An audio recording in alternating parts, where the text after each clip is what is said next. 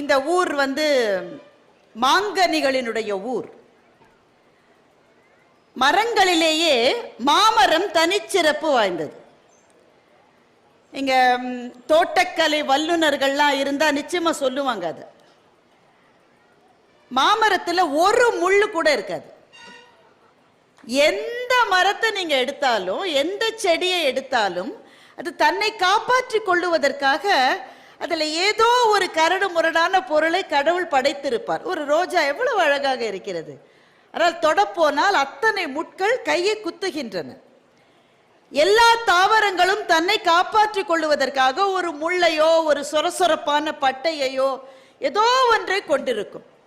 ஆனால் மாமரம் என்பது அம்மா மாதிரி. அம்மாவை நம்ம திட்டினா கூட என் பிள்ளை எவ்வளவு அழகா என்னை திட்டுது பாருங்களேன் என்று சொல்லக்கூடியவள் தாய் மாத்திரம்தான். மாமரம் ஒரு தாய் போன்றது. அதனால்தான் அதுல ஒரு முள் இருக்காது.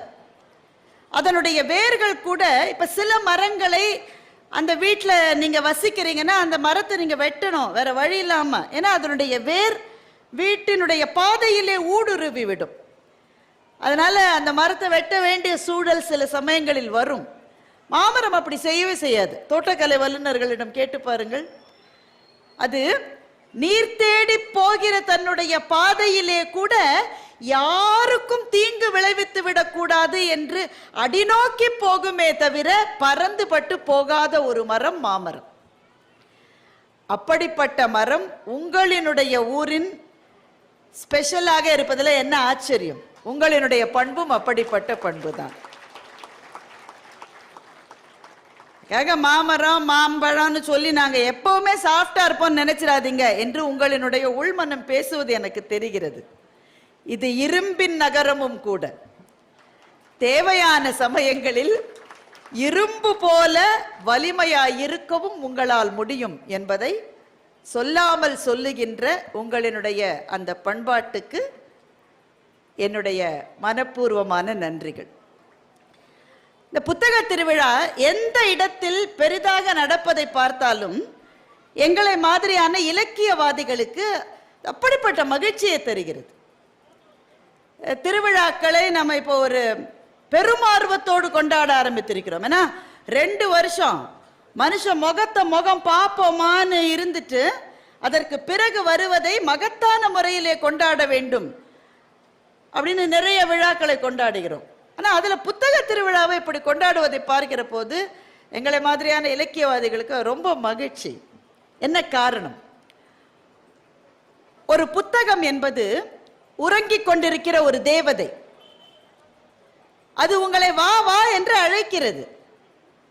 அது தொடும்போதே நமக்கு 10 வேலை வருது. அப்பதான் ஒரு ஃபோன் கால் வருது, அப்பதான் ஒரு அக்கப்பொருளிய யூடியூப்ல பார்க்கணும்னு நமக்கு தோணுது, அப்பதான் வேற ஒரு வேலை வருது, தேவையில்லாத சண்டை சச்சரவுகளை பார்ப்பதில் நமக்கு ஆர்வம் இருக்கிறது. ஆனால் அத்தனை டெம்டேஷனையும் ஜெயிச்சு ஒருவர் ஒரு புத்தகத்தை எடுத்து ஒரு 5-6 பக்கம் படிச்சுட்டா போறோம். அந்த முதல் 6 பக்கம் தான் கஷ்டம். ஏன்னா சில பேர் என்னென்ன சொல்லியிருப்பாங்க, எடுத்த உடனே தூக்கம் வருது மேடம், இப்பதான் எடுத்தோன்னு தூக்கம் வருது. நான் உங்களையே நியாயமா கேட்கிறேன், நமக்கு ஒளிவு மறைவெல்லாம் எதுக்கு? நமக்குள்ள ஒண்ணு மண்ணா ஆயிட்டோம். நான் உங்ககிட்ட நியாயமா கேட்கிறேன்.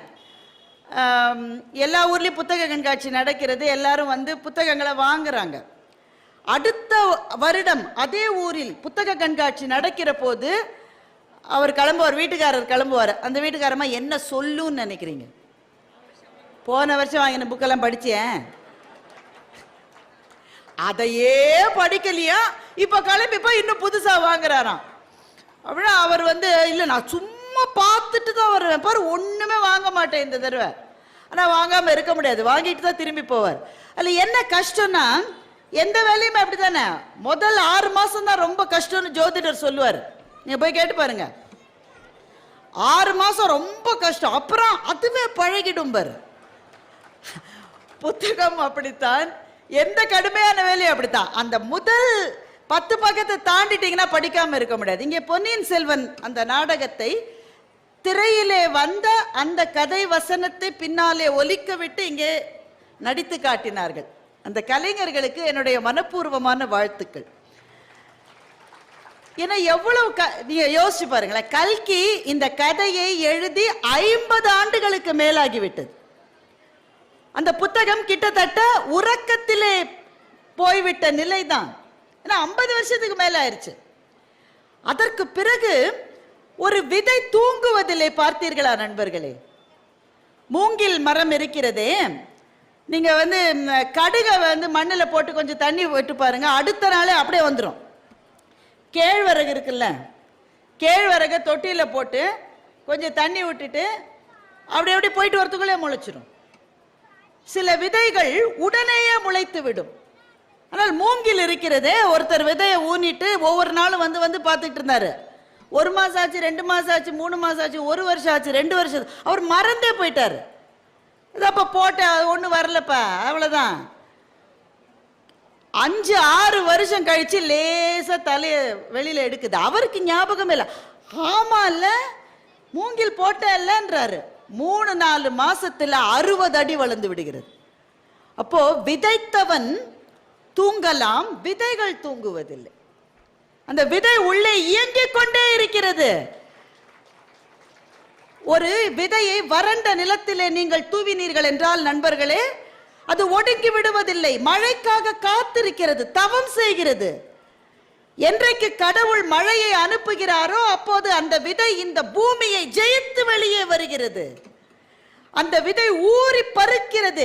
சின்ன இப்பதான் பிறந்த பிஞ்சு பாப்பாவினுடைய சுண்டு விரலை தொட்டு பார்த்தா எப்படி மெத்து மெத்துன்னு இருக்கும், அப்படி அந்த விதை ஊறி பருக்கிறது, வெளியே வருகிறது, மரமாக வளர்கிறது. ஒரு நல்ல புத்தகமும் அப்படித்தான். ஒரு நல்ல புத்தகமும் அப்படித்தான். 50 ஆண்டுகளுக்கு மேலாச்சு கல்கி அவர்கள் பொன்னியின் செல்வனை எழுதிய ஒரு சுவாரஸ்யமான கதை ஒன்று உண்டு. கல்கி வேறு ஒரு பத்திரிகையில் தான் வேலை செய்து கொண்டிருந்தார். அவர் சொந்த பத்திரிகையை தொடங்கவில்லை. முதலில் ஒரு பத்திரிகையில வேலை செஞ்சிட்டு இருந்தார், விகடன்ல வேலை செஞ்சிட்டு இருந்தார். அப்போ சுதந்திர போராட்டம் வந்தது. காந்தி மகாத்மாவினுடைய அழைப்பை ஏற்று சுதந்திர போராட்டத்திலே போய் பங்கு கொள்ள வேண்டும் என்று கல்கிக்கு ஆவலாக இருந்தது. ஆனா அவர் போராட்டத்தில் பங்கு பெற்றால் என்ன நடக்கும்? ஜெயிலில் போடுவான். ஜெயிலில் எவ்வளோ மாசம் போடுவான்னா அப்போ ஒரு 2 மாசம் 3 மாசம் கணக்கு. போராட்டத்தில் ஈடுபட்டான். அதனால தன்னுடைய அலுவலகத்தில் 3 மாசம் லீவு கேட்டார். நான் போய் போராட்டத்தில் கலந்துக்கிட்டு சிறைக்கு போயிட்டு வர்றேன். அவருடைய அலுவலகத்தில் அவருக்கு லீவு கொடுக்கல. லீவு கொடுக்காததுனால ரிசைன் பண்ணிட்டு போராட்டத்துக்கு போனாரு, ஜெயிலுக்கு போனாரு, திரும்பி வந்தாரு. இப்ப வேலையில என்ன செய்யறது, நானே புது பத்திரிகையை ஆரம்பிக்கிறேன்னு தன்னுடைய பெயரில் கல்கி என்ற பத்திரிகையை ஆரம்பித்தார். அதற்கு பிறகு அந்த பத்திரிகையில் ஆரம்பிக்கிற போதே ஒரு பெரிய இதோட ஆரம்பிக்கணும்ல, பொன்னியின் செல்வனை அப்படித்தான் கல்கி அந்த பத்திரிகையில் நாவலாக எழுத ஆரம்பித்தார். அப்படி தொடங்கியதுதான் பொன்னியின் செல்வன். அதனால இங்க இருக்கிற முதலாளிகளே, யாராவது லீவு கேட்டா கொடுத்துருங்க. அலுவலர்கள், முதலாளிகள், ஏனென்றால் அவர் நம்மிடையே இருந்தால் இன்னமும் கூட நம்முடைய நிறுவனத்துக்கு நல்லது தானே அது. இப்படித்தான் பொன்னியின் செல்வன் வந்தது. கதையாக ஆரம்பித்த போது முதல் வாரம் 2 வாரம் தமிழ்நாட்டில் ரொம்ப தத்தளிப்பு. புரியல நமக்கு, என்னப்பா இவர், நம்ம கதாநாயகர்கள் சேகர் மாலாவை காதலித்தான், மாலா சேகரை காதலித்தாள், 2 பேரும் கடைசியில பார்த்தா மாமா பையன் அத்தை பொண்ணுன்னு தெரிஞ்சுதுன்னு கதையை முடிச்சு சுபம். இப்படித்தான கதைகளை படிச்சு நமக்கு பழக்கம். என்னப்பா பழுவேட்டரையர்ன்றான், என் சின்ன அதுலயும் பெரிய பழுவேட்டரையர் ஒருத்தர், சின்ன பழுவேட்டரையர் ஒருத்தர், ஆதித்த சோழன்றான், அவன்றான், இவன்றான், ஒண்ணுமே விளங்கலையே. இதுதான் சிக்கல். இதுதான் நான் சொன்னேன், ஆரம்பிக்கிற போது இருக்கிற சில பிரச்சனைகள். அதை தாண்டிட்டாங்கன்னு வைங்களேன், 2 வாரம் 3 வாரம் வந்தது, பொறுக்க முடியல. எங்க அம்மா எல்லாம் சொல்லுவாங்க, அந்த வீட்டுக்கு ஒரு பத்திரிகை போடுகிறவர் வருவாராம். காலையில் 6 மணிக்கு வந்துடுவார். தெருக்களில் வீட்டு வாசல்ல மக்கள் காத்திருந்து பத்திரிகை வாங்குவாங்களாம். அப்படி ஒரு சென்சேஷனை ஏற்படுத்திய கதை அது. அதெல்லாம் முடிஞ்சது. அப்ப மணியம் ஓவியம் வரைந்தார். 2ஆம் முறை வந்தது மணியனின் மகனான மணியன் செல்வன் ஓவியம் வரைந்தார். பலமுறை கல்கி பத்திரிகையில வந்தது, எல்லாம் வந்து முடிந்தது. இதற்கு பிறகு இதுல என்ன இருக்கிறது என்று நினைக்கிற போது மணிரத்னம் அவர்கள் தன்னுடைய பெரும் முயற்சியினால் திரு ஜெயமோகன், குமரவேல் இவர்களினுடைய உதவியினால் திரைக்கதையும் வசனத்தையும் அமைத்து அதை வெற்றி படமாக உலவ விட்ட போது எத்தனை பெரிய மகிழ்ச்சி நமக்கு. அந்த திரைப்படத்தில் நமக்கு பல மகிழ்ச்சிகள். சில பேருக்கு கார்த்தியை பிடிக்கும், சில பேருக்கு த்ரிஷாவை பிடிக்கும், எல்லாருக்கும் ஐஸ்வர்யா ராயை பிடிக்கும். அந்த மகிழ்ச்சி மாத்திரமல்ல, இது எங்கள் மண்ணின் கதை. இந்த மண்ணிலே ஆண்ட ஒரு அரசன் எப்படி மகத்தான அரசனாக இருந்தான் என்பதை பற்றிய சான்றுகளை நம் முன்னாலே வைக்கிற கதை என்று நாம் மகிழ்ந்தோம். சரி, ஏதோ சினிமா தான் வந்துருச்சே, அதற்கு பிறகு என்ன என்றும் நினைக்க முடியவில்லை. சினிமாவினுடைய வசனங்களை வைத்துக்கொண்டு இங்கே இந்த சகோதர சகோதரிகள் அதை நடத்தி காட்டிய போது, நடித்து காட்டிய போது அதிலே வேறொரு அழகு இருப்பதை நாம் அத்தனை பேரும் இங்கே பார்த்தோம். அந்த பூங்குழலி வந்து ஓடக்கார பெண்ணான பூங்குழலியை இங்கே பார்த்த போது அவ்வளவு மகிழ்ச்சியாக இருந்தது. அப்படித்தான் ஒரு புத்தகம் நமக்கு எதை தரும் என்றால் புது புது புது புது புது புது வாசல்களை ஒரு புத்தகம் நமக்கு திறந்து கொண்டே இருக்கும். புத்தக வாசிப்பினால் என்ன கிடைக்கிறது என்றால், நாம் வாழாத வாழ்க்கையை ஒரு புத்தகத்தை படிப்பதனால் நம்மால் வாழ முடியும். நாம் வாழாத வாழ்க்கை, எனக்கு கிடைக்காத வாழ்க்கை, நான் நினைத்து கூட பார்க்க முடியாத வாழ்க்கை. முத்துலிங்கம் என்று ஒரு எழுத்தாளர் இருக்கின்றார். தமிழ்நாட்டினுடைய ஆகச் சிறந்த எழுத்தாளர்களில் முதல் வரிசையிலே இருக்கக்கூடிய மிகப்பெரிய எழுத்தாளர் முத்துலிங்கம். இங்க நிறைய கடைகள்ல இருக்கும், நீங்கள் தயவு செய்து தேடி அவரை படிக்க வேண்டும். அவர் ஒரு ஈழத்தமிழர். முத்துலிங்கம் அவர்களினுடைய ஒரு கதையை படித்த போதுதான் எனக்கு ஒரு விஷயம் புரிஞ்சுது. நாம அகதிகள்ன்ற வார்த்தையை சர்வசாதாரணமா உபயோகிக்கிறோம். அவர் அகதிப்பா, அவர் சிரியால இருந்து அங்க போன அகதி, இவர் இலங்கை அகதி. இந்த வார்த்தையை நம்ம ரொம்ப ஈஸியா சொல்றோம் இல்ல? அந்த அகதி என்ற சொல்லுக்கு பின்னாடி இருக்கிற வலி இருக்கிறது, அது நமக்கு தெரியவே தெரியாது. ஏனென்றால் ஒரு அகதியினுடைய வாழ்க்கை எப்படி இருக்கும் என்கிற அனுபவமே நமக்கு கிடையாது. முத்துலிங்கத்தினுடைய ஒரு கதையை படித்தேன். ஒரு சாதம் என்கிற ஒரு கதை, ஒரு சிறுகதை தான் அது. ஒரு சாதம். இலங்கையிலே கொழும்பிலே ஒரு இளைஞன் இருக்கிறான். அந்த சிஏ படிப்பு இருக்கிறது அல்லவா, சார்ட்டர்ட் அக்கௌண்டன்சி, ரொம்ப கஷ்டமான பரீட்சை. அந்த பரீட்சையெல்லாம் தேறி ஒரு பெரிய அலுவலகத்தில் வேலை கிடைச்சு அவன் விரும்பின காதலித்த பெண்ணை மணந்து கொண்டு கொழும்பிலே வாழ்ந்து கொண்டிருக்கிறான் அந்த தமிழ் இளைஞன். இதை விட என்னங்க வேணும்? பரீட்சை பாஸ் பண்ணியாச்சு, வேலை கிடைச்சாச்சு, காதலிச்ச பெண்ணை திருமணம் பண்ணியாச்சு, இதுக்கு மேல வாழ்க்கையில என்ன கஷ்டம் சொல்லுங்க? அப்படித்தானே நினைப்போம். ஆனால் அப்போதுதான் அங்கே 83 கலவரம் வருகிறது. வேலையை விட்டுவிட்டு, மண்ணை விட்டுவிட்டு, வாழ்க்கையை விட்டுவிட்டு கர்ப்பமாக இருந்த தன்னுடைய மனைவியோடு அங்கிருந்து புலம்பெயர்ந்து கனடாவுக்கு போகிறான் அந்த இளைஞன். இலங்கையினுடைய வெப்பம் என்ன, கனடாவினுடைய குளிர் என்ன? இங்க பெரிய வேலையில இருக்கான், அங்க போய் கிடைச்ச வேலை ஒரு கட்டடத்துக்கு முன்னே நின்று இரவு பணி காப்பாளனாக இருக்கிற ஒரு வாட்ச்மேன் வேலை தான் அங்க கிடைக்கிறது. இங்கே பெரிய அதிகாரி, கீழே 40 பேர் வேலை செஞ்சுட்டு இருக்காங்க, அங்க ஒரு காவல்காரராக இருக்க வேண்டிய ஒரு வேலை. அப்ப இரவு முழுது வெளியிலே இருக்கும் போது அந்த குளிர் பழக்கம் இல்லாததுனால அவருக்கு ரத்தம் கொட்டுது, காதில இருந்து காலில் இருந்தெல்லாம் ரத்தம் வருது. அதை பொறுத்து கொண்டு வாழுகிற வாழ்க்கையை தொடங்குகிறார். அப்புறம் கொஞ்சம் கொஞ்சமா பெரும் பதவிகளுக்கு போய் கிட்டத்தட்ட முன்னாடி இருந்த பதவியை விட பெரிய ஒரு நிலைக்கு அவர் போவதை அந்த கதை சொல்லுகிறது. கதையை படித்த போது சகோதரர்களே, அழாமல் என்னால் படிக்க முடியவில்லை. ஏனென்றால் நம்ம வாழ்க்கை எவ்வளவு பத்திரமான வாழ்க்கையாக இருக்கிறது. நீ வாழ்கின்ற மண்ணை விட்டு, நீ வாழ்கின்ற வீட்டை விட்டு, நிலத்தை விட்டு, உறவுகளை விட்டு எப்ப திரும்பி வருவோன்னே தெரியாம இன்னொரு நாட்டுக்கு போகிற வாழ்க்கை இருக்கிறது. அதுதான் அகதிகளினுடைய வாழ்க்கை. அந்த வாழ்க்கையை பற்றி நாம எப்படி தெரிஞ்சுக்க முடியும் சொல்லுங்க? அந்த துயரத்தை, அந்த வேதனையை நாம் உணர வேண்டும் என்றால் ஒரு புத்தகம் அதற்கான வாயிலை நமக்கு திறந்து வைக்கிறது. அதுதான் புத்தகம் நமக்கு கொடுப்பது.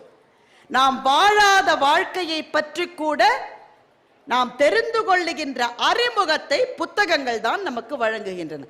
இங்கே சேலத்திலேயே ஜம்முன்னு உட்கார்ந்துக்கிட்டு ரஷ்யாவினுடைய பனிச்சிகரங்களில் நீங்கள் பாய்ந்து பாய்ந்து போகலாம். உக்ரைன்ல நடக்கிற போர்ல எத்தனை பேர் இறந்து கிடக்கிறார்கள் என்ற வேதனையை நீங்கள் அனுபவிக்கலாம். அமெரிக்காவின் தெருக்களிலே நடக்கலாம். எல்லா இடத்திலும் வாழ்கிற வாழ்க்கையை இருந்த இடத்திலிருந்தே நமக்கு காட்டுகின்ற கண்ணாடியாக இருப்பது புத்தகம்தான். அதனால் ஒரு புத்தகத்தை நீங்கள் பிரிக்கிற போது ஒரு உலகத்துக்குள்ளே நுழைகிறீர்கள். முதல் 10 பக்கம் கஷ்டமா தான் இருக்கும். அதை தாண்டிட்டீங்கன்னா வைங்க, அந்த புத்தகத்தை கீழே வைக்க முடியாது. பொன்னியின் செல்வனை உங்களில் எத்தனை பேர் சினிமா வந்த பிறகு படித்தார்கள் என்று எனக்கு தெரியாது. அந்த 10 பக்கம் 15 பக்கம் கை தூக்குறாரு ஒருத்தர், ஒரே ஒருத்தர் தானே. முதல் 15-20 பக்கம் எவ்வளோ கஷ்டப்பட்டீங்க, உண்மைதானே? உண்மையா சொல்லணும், முடியல அப்படின்ற மாதிரி தான் இருக்கும். அந்த 20 பக்கத்தை தாண்டி எப்ப நந்தினி கதைக்குள்ளே வருகிறார்களோ அப்புறமா புத்தகத்தை வைக்கவே முடியாது உங்களால. வீட்டுக்காரமா கூப்பிட்டுட்டே இருப்பாங்க, எத்தனை நேரமா கூப்பிடுறேன் சாப்பிட, காதுல விழுதா இல்லையா? உங்க பையன் ஒரு பக்கம் காதுல எதையோ மாத்திட்டு அவன் கேட்டுட்டு இருக்கான், நீங்க என்னோ இப்ப படிக்க ஆரம்பிச்சிருக்கீங்க, எல்லாரும் திட்டு வாங்கியிருப்பாங்க.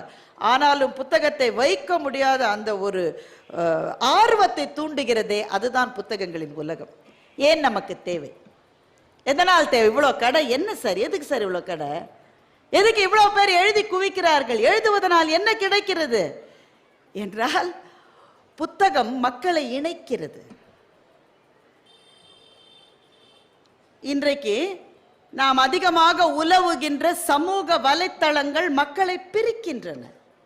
ஆனால் புத்தகம் என்கின்ற இலக்கியம் மக்களை இணைக்கிறது.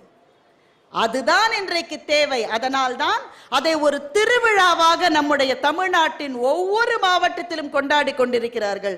அப்படி கொண்டாடப்படுகிற புத்தக திருவிழாக்களில் மிகச் சிறப்பாக இங்கே அரங்கேற்றி கொண்டிருக்கின்ற உங்களினுடைய புத்தக திருவிழாவுக்கு என்னுடைய மனப்பூர்வமான வாழ்த்துக்கள்.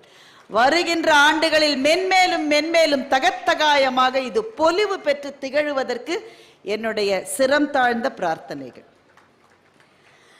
இது ரொம்ப மகிழ்ச்சியான ஒரு சூழல். கடவுள் அமைத்து வைத்த மேடை என்ற தலைப்பை நான் தான் தேர்வு செய்தேன். ஏன்னா அவர் சார் கேட்குறாரு, இன்றைக்கு நாடகம் நடக்கிறது, நாடகத்தை ஒட்டி ஒரு தலைப்பு கொடுங்கன்னா எனக்கும் நாடகத்துக்கு ஒரு சம்பந்தமும் கிடையாது. என்னோட ஸ்கூல் ஆனுவல் டேலேயே என்னை எதுக்குமே சேர்த்துக்கிட்டது கிடையாது.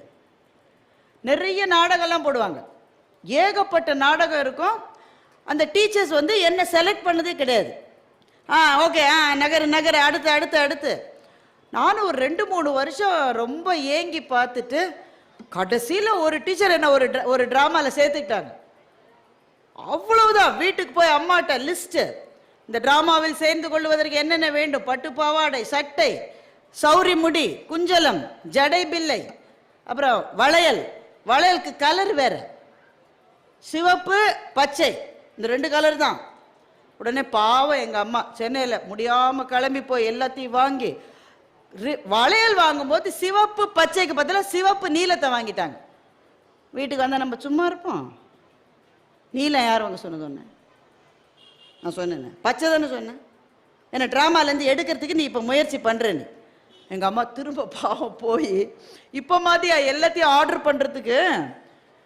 இப்போ எங்கள் பக்கத்து வீட்டிலங்க 2 பேர் இருக்காங்க. எவ்வளோ பேர் இருக்காங்க? 2 பேர் இருக்காங்க. 3 ஸ்விக்கி ஆர்டர் வந்தது.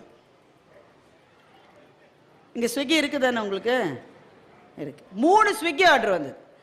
எனக்கு சில சமயம் நமக்கு இந்த கேள்வி கேட்காம இருக்க முடியாது. கேள்வி கேட்ட பழகிட்டோம் பட்டிமன்றத்தில். கேள்வி கேட்காம இருக்க.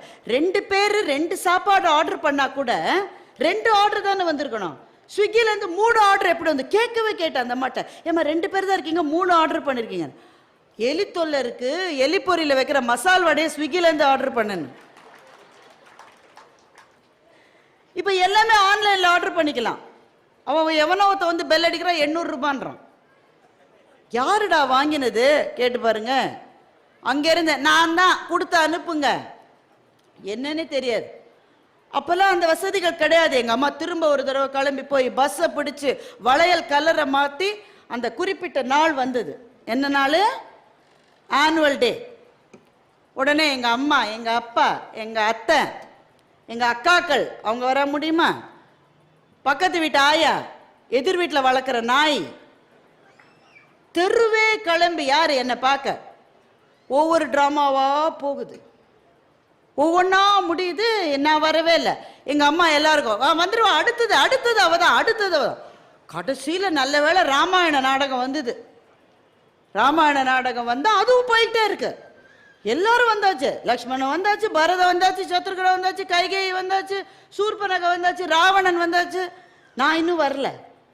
எங்கள் பக்கத்து வீட்டுக்காரங்கள எப்பத்தான் வருவா, இதோ வந்துடுவா, இதோ வந்துடுவா. கடைசியில் வந்துட்டேன்னு வைங்க. எப்போ ராமருக்கு பட்டாபிஷேகம் நடக்கும்போது சாமரம் யார் போடுறது? முக்கியமான வேலை இல்லையா அது? சாமரம் போடுறது நான் தான். இதுக்கு தான் கலர் ஸ்பெசிஃபிகேஷன் வளையலுக்கு. சாமரம் போடுறதுக்கு என்ன கலராக இருந்தா என்ன? ஆனால் என்ன மகிழ்ச்சி தெரியுமாங்க, அந்த சின்ன வயசு தானே, மேடையில் ஏறி நின்றதே ஒரு மகிழ்ச்சி. மேடை என்பது அப்படி மகிழ்ச்சியை தருகிறது. இப்போ ஒரு வயதுக்கு பிறகுதான் நமக்கு அவன் மட்டும் சீத்தையா, நான் மட்டும் சாமரமா, இந்த கேள்விகள்லாம் வருவதற்கு ஒரு வயது வேண்டி இருக்கிறது. ஆனால் இங்கே பாருங்க, நிறைய சின்ன பிள்ளைகள் மாவட்ட ஆட்சியர் அவர்கள்ட்டையும் என்கிட்டையும் கூட கையெழுத்து வாங்கினாங்க. ஒவ்வொரு புத்தகத்தை வச்சிருந்தாங்க. அவர்களோட உலகம் எவ்வளவு அழகான உலகம் இல்லை? அல்ல, நான் தான் முக்கியம் என்று உணராத ஒரே உலகம் குழந்தைகளினுடைய உலகம் மாத்திரம்தான். யாருக்கு முக்கியத்துவம் கிடைத்தாலும் அதை மகிழ்ச்சியோடு பார்க்கிற கண்கள் மழலையினுடைய கண்களாகத்தான் எப்போதும் இருக்கிறது. அப்போ ஆனா அந்த மேடையில ஏறின உடனேயே அந்த ஒரு உணர்வு இருக்கு பாருங்க, அது சொல்ல முடியாத ஒரு உணர்வு. அந்த மாதிரியான கதாபாத்திரங்களாக இருந்தாலும் சரி, எதுவாக இருந்தாலும் சரி, மேடை பேச்சு என்பது என்னுடைய 5வது வகுப்பிலே தான் ஆரம்பித்தது. அவர் சகோதரர் பூபதி அதை அழகாக சொன்னார். என்னாலெல்லாம் பேச முடியும் என்று நான் நம்பியதே இல்லை. ஏனென்றால் எங்கள் வீட்டில் எங்கள் அக்கா ஒரு பேச்சாளர்.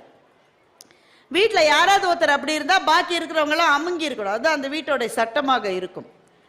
ஒரு நாள் எங்கள் டீச்சர் என்ன ஒவ்வொரு திங்கக்கிழமையும் ஸ்டேஜில் ஏறி பேசணும். எங்கள் ஸ்கூலில் எங்கள் டீச்சர் ஏய் எந்திரி. அன்னைக்கெல்லாம் டீச்சருக்கு எவ்வளவு உரிமை சலுகை இருந்தது பார்த்தீங்களா? எந்திரி. நம்ம உடனே டீச்சர் நம்மளை கேள்வி கேட்டால் நம்மளாம் என்ன செய்வோம்? திரும்பி பார்ப்போம். அதாவது என்ன கேட்கல, பின்னாடி யாரையோ கேட்குறாங்க. ஏய் ஒன்னத்தான் எந்திரி, நீ தான் அடுத்த திங்கக்கிழமை பேசணும். நானா டீச்சர்? பேச தெரியாது டீச்சர். பரவாயில்ல பேசு. நான் போய் எங்கள் அம்மாட்ட வழக்கம் போல் அம்மா எழுதி கொடுத்து அதெல்லாம் மனப்பாடம் பண்ணி மனப்பாடம் தர்ற மனப்பாடம். எங்கள் வீட்டில் கூட்டுற அம்மாலாம் அந்த பேச்சை மனப்பாடமாக சொல்லும். ஏன்னா அவ்வளவு தூரம் பிராக்டிஸ் பண்ணியாச்சா. குறிப்பிட்ட முக்கியமான நாள் வந்தது நண்பர்களே, சரித்திரத்தில் முக்கியமான நாள் அந்த நாள். ஏன்னா இந்த மாதிரி ஒரு ஸ்டேஜில் ஏற்றிடாங்க. ஸ்டேஜில் ஏறும்போது நமக்கு மேடை என்பது எவ்வளவு போதை இல்லை, அந்த போதைக்கு ஈடு இணையே கிடையாது. இங்கே வந்தாச்சு, இந்த மாதிரி ஒரு மைக் முன்னாடி நிற்க வைக்கிறாங்க. அப்புறம் என்னோட ஹைட்டுக்காக குறைச்சல வைக்கிறாங்க. முதல் லைன் அவர் சொன்ன மாதிரி அதே தான். நான் 5ஆம் வகுப்பு ஆ பிரிவில் படிக்கிறேன். என் பெயர் கே பாரதி. இவ்வளவுதான் நான் சொல்லணும். அதை தான் நான் மறந்தேன்.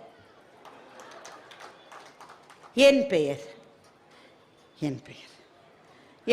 ஃப்ரெண்ட்ஸ் எல்லாம், ஃப்ரெண்ட்ஸ்ன்ற எனிமிஸ் எப்பவுமே இருப்பாங்கல்ல கூட்டத்தில். எல்லாம் உன் பேர் பாரதிடி, உன் பேர் பாரதிடி. எல்லாருக்கும் என் பேர் தெரியுது பாருங்க, எனக்கு மாத்திரம் தெரியல என் பேர். எங்க ஹெச்எம் பார்த்தாங்க. அவங்க அப்பெல்லாம் அப்படித்தான் இருப்பாங்க. ஹெச்எம்னாலே ஒரு டெரராக தானே இருப்பாங்க. இப்போ தான் ஒன்றும் செய்ய முடியாது. ஏதோ ஒரு டீச்சர் இப்படி கை தூக்கினா பையன் சிரிச்சுக்கிட்டே சொல்றேன், கையெல்லாம் தூக்காதீங்க டீச்சர், நாளைக்கு சன் நியூஸ்ல வந்துருவீங்க டீச்சர். அப்பெல்லாம் டெரர் மாதிரி தான் இருப்பாங்க. இவ்வளோ இறக்கு, அடுத்தவளை ஏத்து. நான் இங்கே டீச்சர், இப்போ டீச்சர் இனிமேல் நான் மேடையிலே பேச மாட்டேன் டீச்சர், இதுதான் கடைசி, இனி நான் மேடையில் ஏற மாட்டேன்னு சத்தியம் செஞ்சேன். எங்கள் டீச்சர் என்ன சொன்னாங்க, அடுத்த திங்கக்கிழமை நீ தான் பேசுகிறேன். நாங்கள் விட்டுருங்க டீச்சர், வேணான் டீச்சர், எவ்வளவோ கெஞ்சி பார்த்தேன். நீ தான் அடுத்த திங்கக்கிழமை என் பெயர் பாரதியை சொல்லிட்டேன், ஆனால் அடுத்த லைனை மறந்து போயிட்டேன். இந்த மாதிரி 7 வாரம் மறந்து மறந்து மறந்து எனக்கு புரியல, இந்த டீச்சர் ஏன் என்னை டார்ச்சர் பண்ணுறாங்கன்னு எனக்கு புரியல. என்னை கண்ணை பிடிக்கலையா? இப்போவா இருந்தால் உடனே போய் அம்மாட்ட சொன்னா உடனே அம்மா அப்பா எல்லாம் கிளம்பி ஸ்கூலுக்கு போய் எங்கள் பிள்ளை மன உளைச்சலுக்கு ஆளாகிவிட்டார். நமக்கு கழுத நம்ம சின்ன பிள்ளையா இருந்த போது சந்தோஷமா இல்ல, வளர்ந்த பிறகு நம்ம சாண்ட்விச் ஜெனரேஷன். இரு பக்கங்களில் நமக்கு அடினா மத்தளம். நாம உடனே மன உளைச்சலுக்கு ஆளாகிவிட்டா நான் வீட்டில் போய் சொன்னேன், எங்கள் அப்பா 2 வச்சு அவர் வேற மன உளைச்சலை ஏற்படுத்துவார், அதெல்லாம் சொல்ல முடியாது. என்னை விட்டுருங்க டீச்சர்னு கதறி நான் டீச்சர் நீ தான். 7வது முறை பேசும்போது தான் ஒரு முக்கியமான உண்மை எனக்கு தெரிந்தது. பேச்சாளர்கள் எல்லாவற்றையும் நினைவிலே வைத்துக்கொண்டு அப்படியே மறக்காமல் இருப்பார்கள் என்று தயவு செய்து நம்பாதீர்கள். பேச்சாளர்களுக்கும் மறக்கும். பேச்சு என்பது என்னவென்றால், நாம் எங்கே மறந்தோம் என்பது ஆடியன்ஸுக்கு புரியாத மாதிரி நடிக்கிற ஒரு நடிப்பு இருக்கிறதே, அதுதான் பேச்சு. எனக்கு தெரிந்த ஒரு பேச்சாளர் பேசுவார், இளம் என்று அசையி இருப்பாரை காணின் நிலம் எனும் நல்லாள் நகும். இதான் குரல். இளம் என்று அசையி இருப்பாரை மறந்து போச்சு என்று சொன்ன வள்ளுவன் அல்லவா இந்த தங்க தமிழ்நாட்டினுடைய சிற்பி. இந்த மாதிரி எல்லாரும் கை தட்டினாங்க. அவர் திருக்குறளை மறந்தான்றது அவருக்கும் வள்ளுவருக்கும் மாத்திரம்தான் தெரியும், வேற யாருக்கும் தெரியாது. அப்ப யோசிச்சு பார்த்தீங்களா, மேடை அதில் ஏறுகிற போதே அது ஒரு பர்ஃபார்மிங் ஆர்ட்னு தான் சொல்லணும். மேடை இப்ப இவங்க நடித்தார்கள், பாடினார்கள், அது ஒரு பர்ஃபார்மிங் ஆர்ட். ஆனால் பேச்சு என்பதே கூட ஒரு பர்ஃபார்மிங் ஆர்ட் தான். நடிப்பு என்பது ஒரு பர்ஃபார்மிங் ஆர்ட். ஏனென்றால் அதற்கான ஒரு உடல் மொழி தேவையாக இருக்கிறது. நம்ம வைகை புயல் வடிவேலு அவர்களை எடுத்துக்கொள்ள, ஒரு வசனம் சொல்ல மாட்டார், முகத்தை திரும்பி பார்த்தா நம்ம 3 நாள் சிரிக்கிறோம். ஒண்ணுமே சொல்லல அவர். இன்னும் கவுண்டமணி ஒரு படத்துல ஒரே ஒரு வசனம் தான் சொல்லுவார். அவர் ஒரு பெட்ரோமாக்ஸ் லைட்டை வந்து வாடகைக்கு விடுற கடை வச்சிருப்பார். ஒரு செந்திலி அண்ணே இது எப்படி எரியும்னு உடைச்சிருவார். அது இந்த மேண்டில் உடைச்சிருவார். உடைச்ச உடனே ஒரு அம்மா வரும், பெட்ரோமாக்ஸ் வாடகைக்கு வேணும். பெட்ரோமாக்ஸே தான் வேணுமா? இப்போ இந்த வசனத்தை தனியாக சொல்லி பாருங்களேன் நீங்கள். சிரிப்பு வருதா? நமக்கு சிரிப்பு வராது தானே. ஆனால் அவருடைய அந்த உடல் மொழி, அந்த முகத்தை திருப்புகிற அந்த வேகம், அந்த வார்த்தைகளை அவர் உச்சரிக்கிற போது அந்த வார்த்தையில் அந்த சொற்களில் இருக்கிற அந்த ஸ்பேசிங், நம்ம அப்படி சிரிக்கிறோம். எவ்வளவு வருஷம் ஆச்சு அந்த படம் வந்து? இன்றைக்கும் மீம்ஸ் மெட்டீரியல்லாம் அதுதான் போட்டுட்டு இருக்காங்க. அப்போ நடிப்பு என்பது மேடையிலே ஆற்றுகிற போது அதற்காக ஒரு உடல் மொழி தேவையாக இருக்கிறது. கடவுள் அமைத்து வைத்த மேடை என்றால் இந்த மாதிரி இருக்கிற மேடைகள் மாத்திரம் இல்ல, வாழ்க்கையே கூட ஒரு மேடை தான். அந்த மேடையை கடவுள் நமக்கு கொடுத்திருக்கிறார். ஷேக்ஸ்பியர் சொன்னார், வாழ்க்கையே ஒரு நாடகம் தான், நாம் எல்லாரும் நடிகர்கள் என்று சொன்னார். The life is nothing but a stage and we are all actors. உடனே நாம ஷேக்ஸ்பியர்ட்ட போய் அதெல்லாம் ஸ்டேஜில் விட நடிக்கலாம், நம்ம என்னப்பா வாழ்க்கையில நடிக்கிறோமா? யோசிச்சு பாருங்க. வாழ்க்கையில நடிக்கிறது இல்லை. இன்னைக்கு காலையில் கோயம்புத்தூர் விமான நிலையத்தில் இங்கே வர்றதுக்கான பயணத்தில் நாங்கள் அந்த கேட் முன்னாடி உட்காந்து வச்சு நம்மளை அப்படியே உட்காந்து வச்சுருப்போம். இந்த கேட்டுக்குள்ளே போயிட்டீங்கன்னா வெளியிலையும் வர முடியாது, உள்ளேயும் போக முடியாது, அங்கேயே அப்படியே. என் பக்கத்தில் ஒரு இளைஞர் ஐடி துறையில், வேற இங்கே யாரும் ஐடி துறை இளைஞர்கள் இருந்தால் தப்பாக நினைக்காதீங்க, நீங்கள் இல்லை, அவர் வேற ஆள். அவர் ஐடி துறை இளைஞர் ஒருத்தர் ஃபோனில் அவரோட பாஸ் கிட்ட பேசிட்டு இருக்கார். அவருடைய பாஸ் கிட்ட பேசுறார். Sir, I think I am having corona. எனக்கு தூக்கி வாரி போடுது. அடப்பாவி, இப்போதான்டா நானே ஹாஸ்பிட்டலேருந்து வந்திருக்கேன், எனக்கு தூக்கி வாரி போடுது. அப்புறம் என்ன சொல்ற, so I think I will do a test and come after 3 days. முன்னாடிலாம் லீவ் வேணும்னா பாட்டியை தான் சாகடிப்பான். இப்போ லேசா இருமுது காய்ச்சல் இருக்குன்னா பாஸே சொல்லுற, நீ 10 நாள் இந்த பக்கம் வந்துடாத, நீ வீட்டில இருந்தே வேலை செய்யாம போனாலும் போ, இங்க வராத. கொரோனா எப்படியெல்லாம் சில பேருக்கு உதவுகிறது பாருங்கள். அவர் சொல்றாரு, இப்போ இது வாழ்க்கை தானே, இந்த வாழ்க்கையில அவர் நடிக்கிறாரா என்றால் நடிக்கிறார். அவர் தான் அப்படி செய்வார், நாங்களாம் அப்படி செய்ய மாட்டோம்னு நம்ம எத்தனை பேரால் சொல்ல முடியும்? எல்லாரும் ஏதோ ஒரு கட்டத்தில் நடித்துத்தான் ஆக வேண்டி இருக்கிறது. இப்போ சொந்த வீட்டில் உறவுகளுக்கு இடையில் நடிப்பே இருக்க கூடாது தானே, நடிப்பே இல்லாதது தானே உறவு. ஆனா அப்படியா உறவுகள் இருக்கிறது?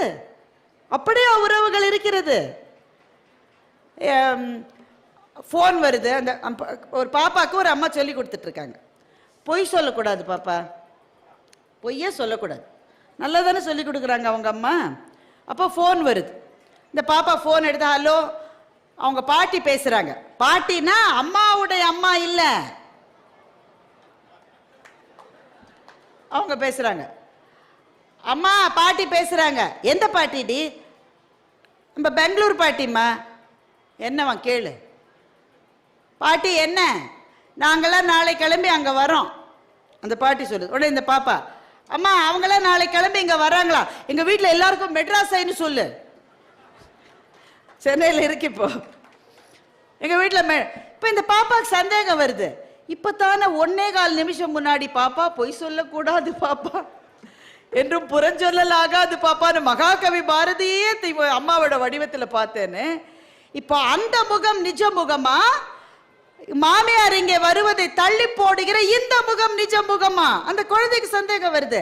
அந்த இடத்திலே அந்த தாய்மார்கள் எல்லாரும் வணக்கத்துக்குரியவர்கள். ஆனா யாருமே நடிக்கலன்னு சொல்லலாம் முடியாது.